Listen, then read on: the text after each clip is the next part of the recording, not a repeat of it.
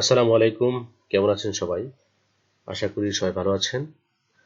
18তম শিক্ষক নিবন্ধন পরীক্ষা 2024 গত জুলাই মাসের 13 তারিখ এবং 12 এবং 13 তারিখ অনুষ্ঠিত হয়েছে। 12 তারিখ অনুষ্ঠিত হয়েছিল স্কুল লেভেলের এবং 13 তারিখ অনুষ্ঠিত হয়েছিল প্রভাষক অর্থাৎ কলেজ লেভেলের পরীক্ষা।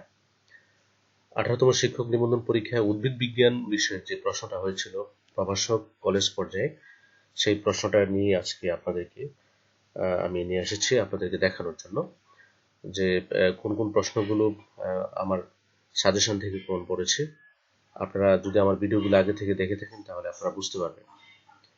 আশা করি এই ভিডিওটা আপনাদের ভালো লাগবে এবং পরবর্তীতে যারা পরীক্ষা দিবেন অর্থাৎ 19তম শিক্ষক নিবন্ধন যারা পরীক্ষা দিবেন তাদের জন্য এই ভিডিওটা খুবই উপকারী হবে। তো চলুন দেখা যাক 18তম শিক্ষক নিবন্ধন পরীক্ষায় যে প্রশ্নগুলো এসেছিল। বিষয় উদ্ভিদ বিজ্ঞান, পদের নাম প্রভাষক। প্রথম যে প্রশ্নটা এসেছিল সেটা 1 নম্বর ক, রিকেটশিয়া কি? আমার সাজেশন আমি দিয়েছিলাম রিকেটশিয়া। প্রিয়ন্স অ্যান্ড ভিরয়েডস এর মধ্যে পার্থক্য লিখুন। তারপর আছে ভাইরাসের সংখ্যা বৃদ্ধি কিভাবে হয়, বর্ণনা করুন। আমি আমার যে সাজেশন বিগত যে সাজেশনগুলো দিয়েছিলাম সেখানে সংজ্ঞা দিয়েছিলাম প্রিয়ন্স, ভিরয়েডস, রিকেটশিয়া। পার্থক্যটা ছিল না, ভাইরাসের সংখ্যা বৃদ্ধি কিভাবে হয় প্রশ্নটাও ছিল। তারপর আছে দুই নম্বরে যে আসছিল কতে একটি এডিবল এবং একটি হেটারোসিয়াস ছত্রাকের নাম লিখুন। পেনিসিলিয়ামের অর্থনৈতিক গুরুত্ব লিখুন। প্যাথোজেনের নাম উল্লেখ পূর্বক নিম্নলিখিত রোগগুলো লক্ষণ ও দমন পদ্ধতি লিখুন। যেমন ধানের বাদামি দাগ রোগ এবং আখের কাণ্ড পচা রোগ। এই যে গ নম্বরের প্রশ্নটা এটা হুবহু কমন পড়েছে।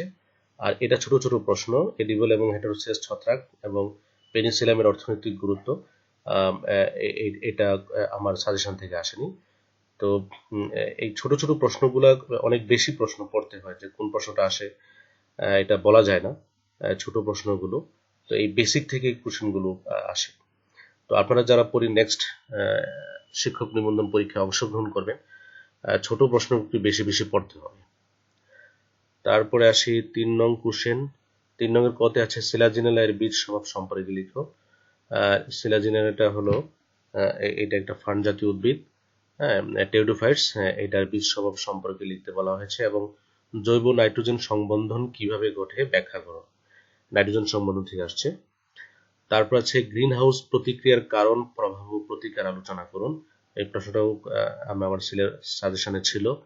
তারপর আছে প্রাকৃতিক সম্পদ কিভাবে সংরক্ষণ করা যায় আলোচনা করুন। প্রাকৃতিক সম্পদ সংজ্ঞা হিসাবে আমি দিয়েছিলাম, এখানে এটাকে কিভাবে সংরক্ষণ করা যায় এই প্রশ্নটা আসছে।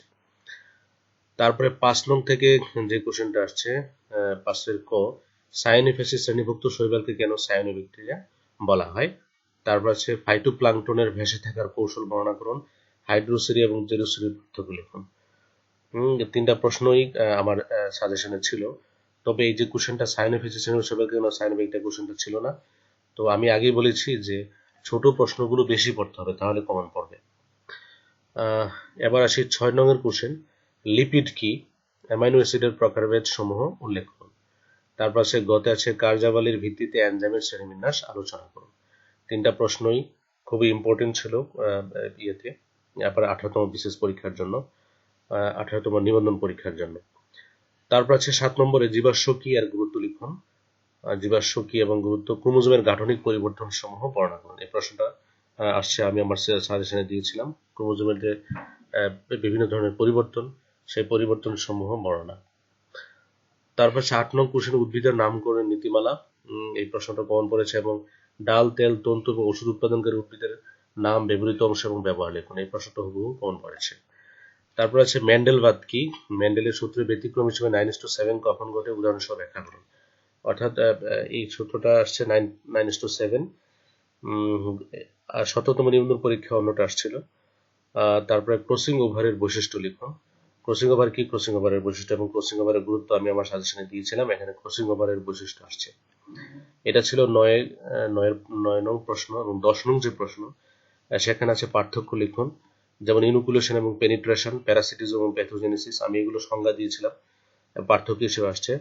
তারপর হচ্ছে নিম্নলিখিত সংস্থাসমূহের পূর্ণ নাম ও ভূমিকা লিখুন। যেমন বিএসআরআই, বিনা এবং বিআরআরআই, এগুলোর পূর্ণ নাম এবং কৃষিতে এদের অবদান, হ্যাঁ, অর্থাৎ ভূমিকা লেখা। তো এই ছিল কলেজ লেভেলের পর্যায়ের 10টা প্রশ্ন। 10টা ইউনিট থেকে হয়েছে।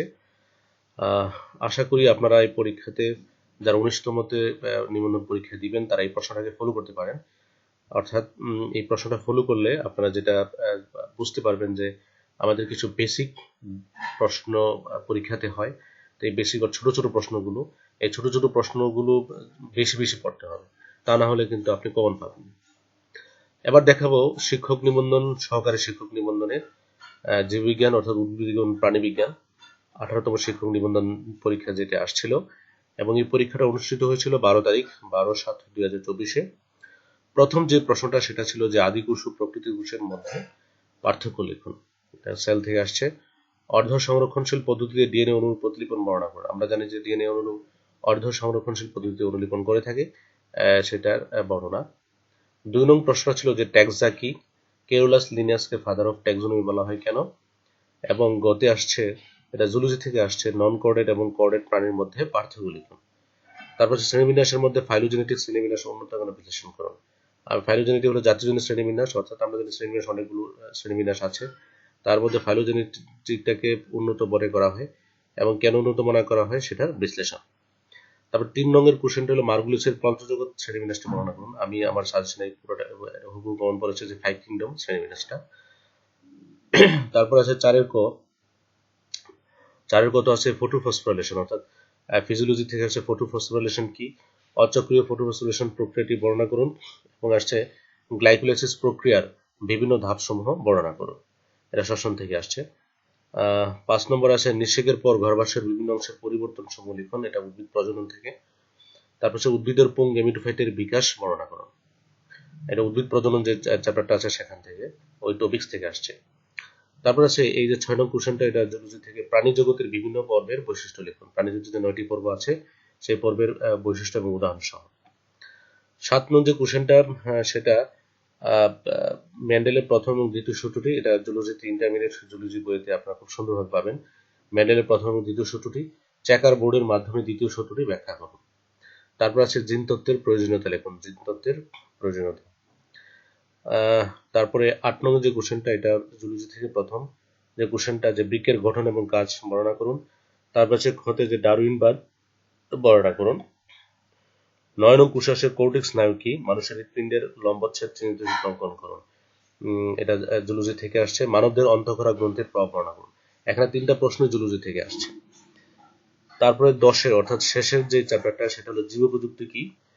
এটা উচ্চ মাধ্যমিক জীববিজ্ঞান প্রথম পত্র অর্থাৎ উদ্ভিদবিজ্ঞান বিষয় আপনারা পাবেন। এখানে সবগুলো প্রশ্নই উদ্ভিদ বিজ্ঞান থেকে আসছে। জীব প্রযুক্তি কি, টিস্যু কালচার বলতে কি বুঝেন, তারপর জিনোম সিকোয়েন্সের গুরুত্ব লিখুন। আমি দিয়েছিলাম যে সংজ্ঞা দিয়েছিলাম জিনোম সিকোয়েন্স কি, অর্থাৎ জিনোম সিকোয়েন্সের গুরুত্ব আমার সাজেশনে। তারপর হচ্ছে রিকম্বিনেন্ট ডিএনএ তৈরির পদ্ধতি বর্ণনা করুন। এই প্রশ্নটা আমার সাজেশনে ছিল, অর্থাৎ এখানে সবগুলো আমার সাজেশনে ছিল। যারা সাজেশনটাকে ফলো করেছেন তারা পাবে। তো এটা হলো উদ্ভিদবিজ্ঞান থেকে নেওয়া হয়েছে।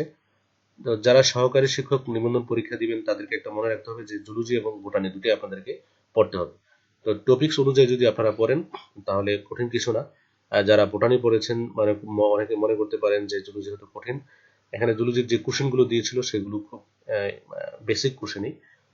আপনার 9-10-এর যে বইটা আছে, জীববিজ্ঞান বইটা সেখানেও পাবেন, অথবা আপনারা এই প্রশ্নগুলো সলভ করার জন্য উচ্চ মাধ্যমিকের যে জুলজি বইটা আছে সেখান থেকে আপনারা ফলো করতে পারেন।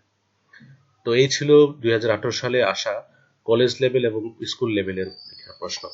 এই প্রশ্নগুলো আপনারা একটু দেখবেন, আগামীতে যারা পরীক্ষা দিবেন 19তম শিক্ষক নিবন্ধন পরীক্ষা তাদের জন্য এই প্রশ্নটা খুবই ইম্পর্টেন্ট। তো ভিডিওটা এই পর্যন্তই। আপনাদের যদি ভিডিওটা ভালো লাগে আপনারা লাইক, কমেন্ট এবং শেয়ার করবেন, এবং আপনারা আপনাদের যে কোনো সমস্যা নিবন্ধন সম্পর্কিত আমাকে আপনারা কমেন্টসের মাধ্যমে জানাবেন। ধন্যবাদ।